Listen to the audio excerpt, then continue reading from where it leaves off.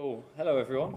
Last session of the day. Hopefully, we've still got some brain capacity left for some story map action. So, welcome to today's session, building a library of engaging stories with my colleague Gemma Merriman and myself, Sam Bark. Today, we're going to be talking to you, unsurprisingly, about story maps. So, a bit of an overview of today's session. I'm going to open up the session by giving you a bit of a history lesson and talk about the journey that ArcGIS StoryMaps has taken and how we've got to the position we're in today. Gemma's then going to dive into a really nice demo and show you some of the new features that have come out over the last couple of years. And then finally, I'm going to wrap up today's session by talking about what's next and hopefully get you excited about what's around the corner. So before we dive into all of that good stuff, I just thought I'd address the question that what is ArcGIS StoryMaps? Now, I hope there's at least a couple of people in the room that have used StoryMaps and are familiar with it. But for those that haven't, ArcGIS StoryMaps is a web-based builder that allows you to create and tell stories using multimedia content, such as images, videos, text, and obviously maps.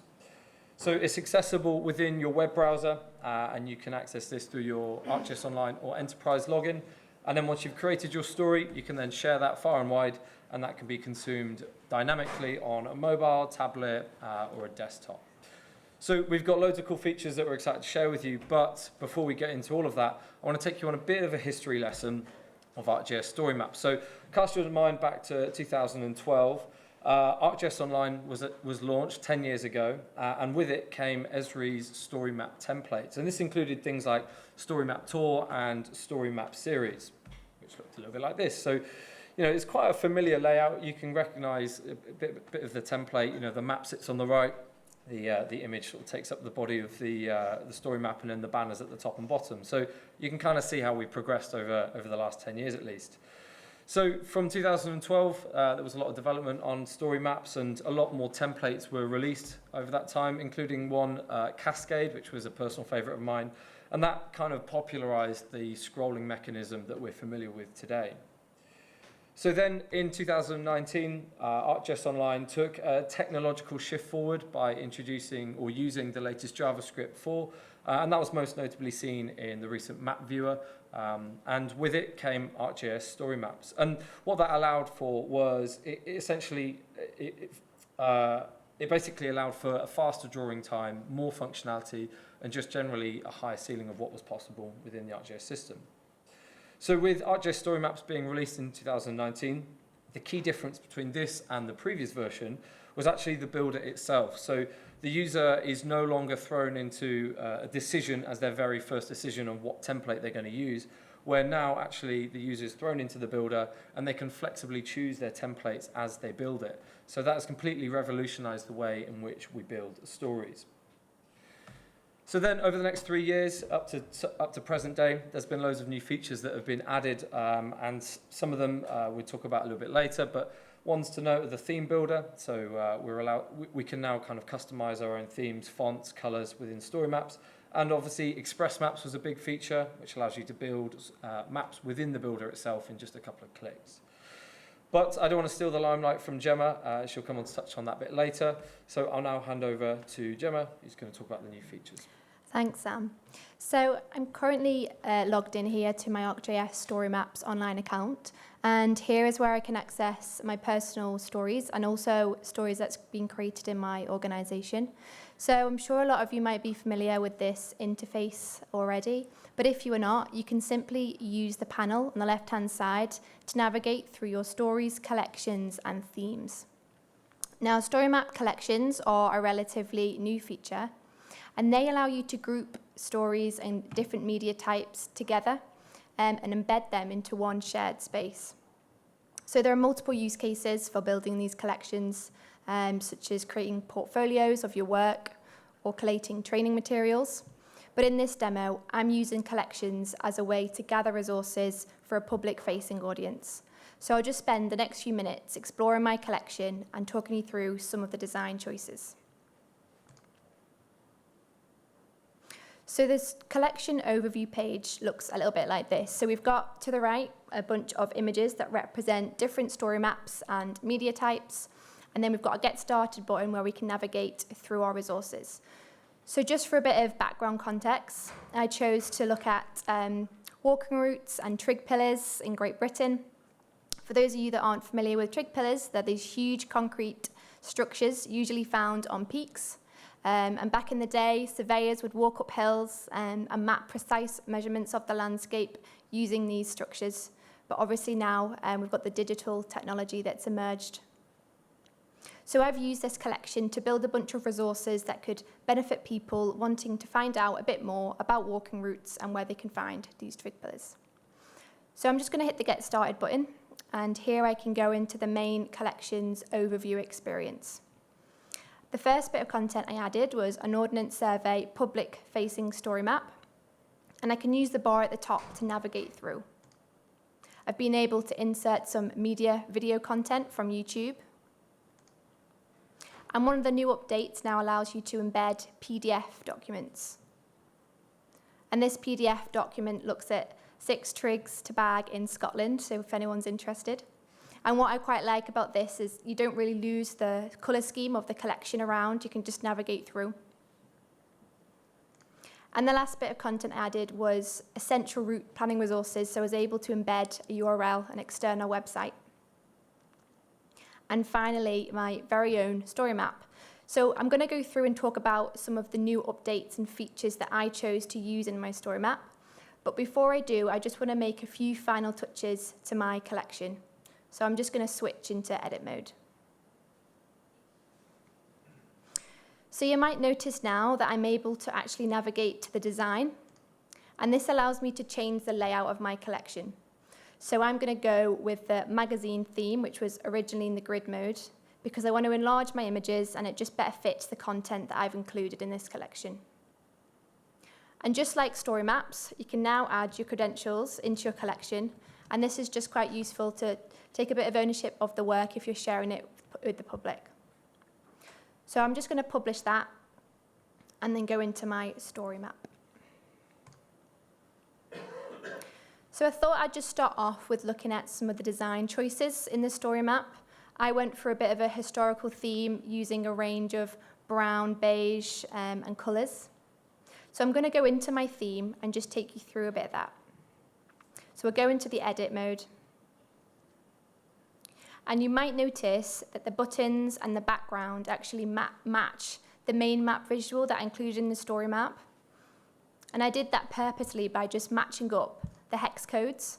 And again, it just gives it a nice aesthetic, a nice effective finish to the story map. I was also able to make use of the Google font library.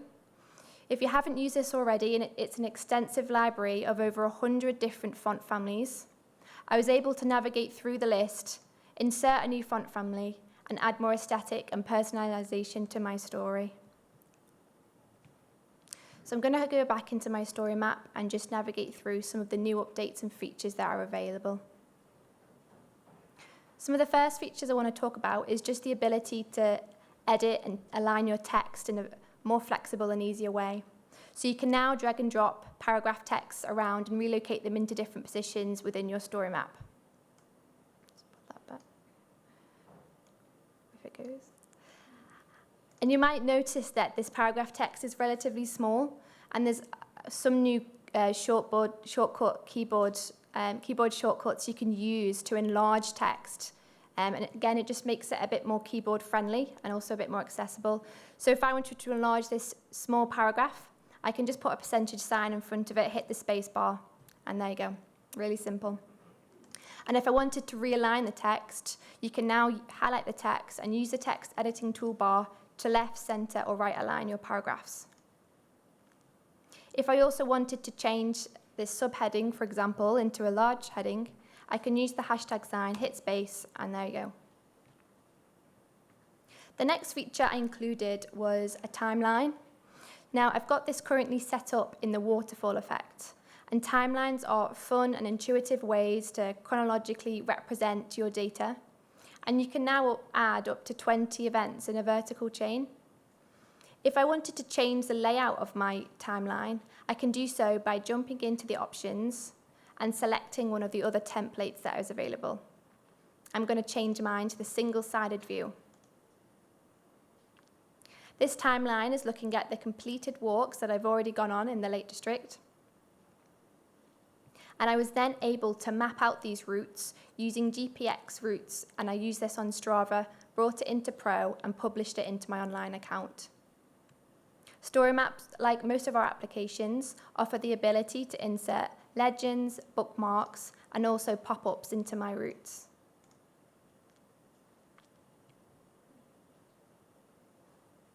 So one of the last text editing updates that's available now in StoryMaps is to subscript text.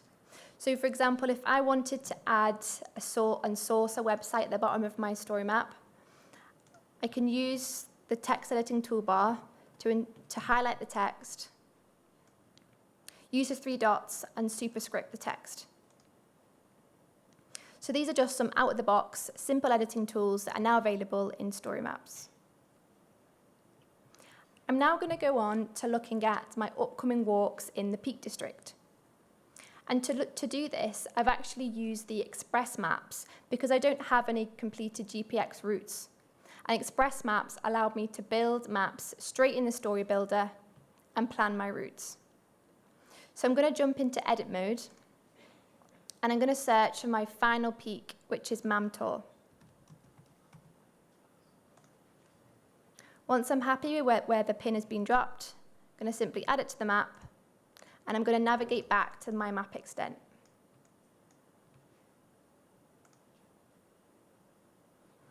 Not only can you interact with the map and reference locations in the story builder, you can also edit and navigate to different areas using the text.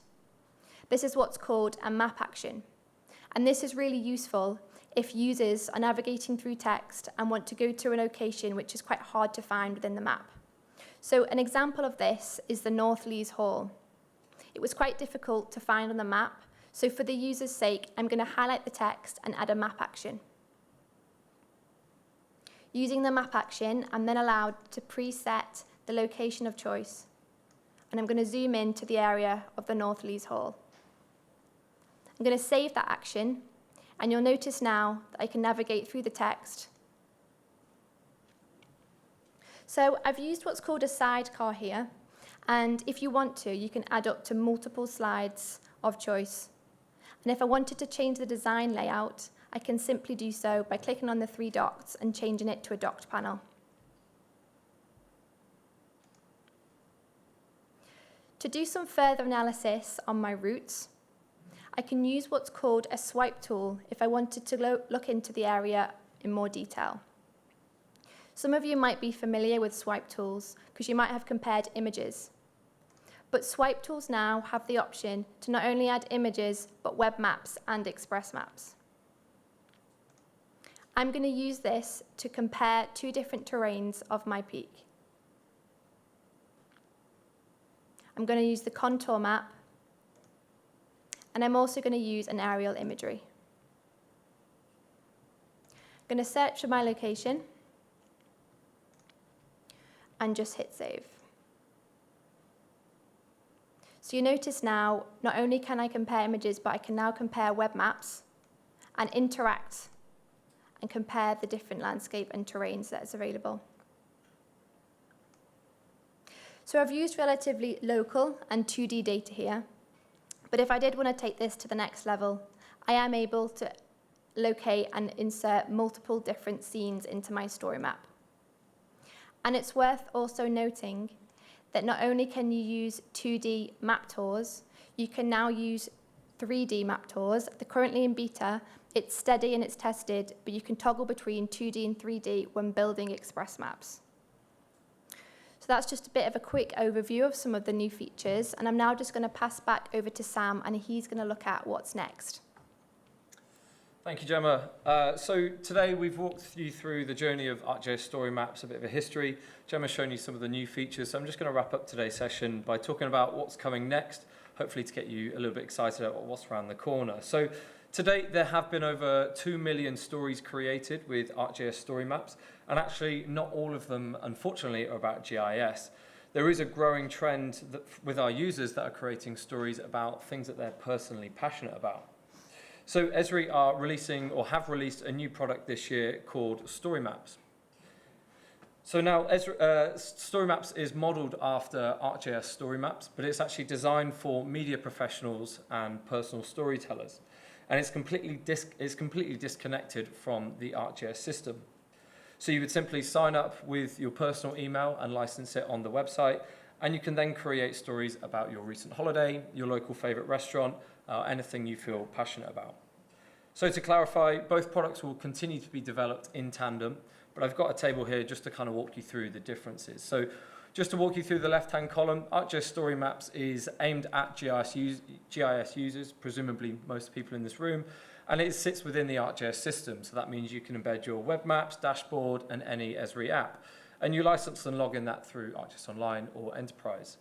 And the new product StoryMaps that we're talking about, aimed at media professionals and personal storytellers, this is completely separate from the ArcGIS system. However, you can still create maps using Express Maps, which Gemma touched on, and a new feature called thematic maps. So you can still create maps within the builder itself without an ArcGIS Online or Enterprise login. And then finally, you log in and license it through your personal email. So I'm sure you've probably got a couple of questions. If you want to find out more information, I recommend heading over to the StoryMaps website. There's loads of FAQs and stuff on there just to get a better gauge about it. But to bring things back to ArcGIS StoryMaps, and one of the most common questions that I get about keeping up to date with all the new features is, well, how? And basically want to share some information on that. So StoryMaps, ArcGIS StoryMaps is updated every month, and with it comes a really handy, very condensed blog from Esri. So in this blog, they've got pictures, images, videos, and all the good content just to kind of give you a quick overview of what's come out in that month. And so that's just a really good place, you know, if you're looking to stay on top of the features which are coming thick and fast. They've also got something called a weekly waypoint, which is essentially a story map that celebrates what the sort of different stories from around the community. So it's really good to get some inspiration from sort of the GIS community and see how other people are using story maps. A couple of things that came out to me in this blog about what's coming up in the next year. I know Esri are really focusing on the design and branding side of story maps. So being able to create a design, then share that with your organization and then further afield is something that I know is being heavily worked on. And the other feature that I'm looking forward to is the undo and redo button. I feel like making far too many mistakes in story maps. So that should be coming out at some point this year. So definitely keep an eye on that. But otherwise, that wraps up today's session. Hopefully you found a couple of tips and tricks from Gemma and I. But otherwise, thanks so much for listening. Enjoy the rest of your day.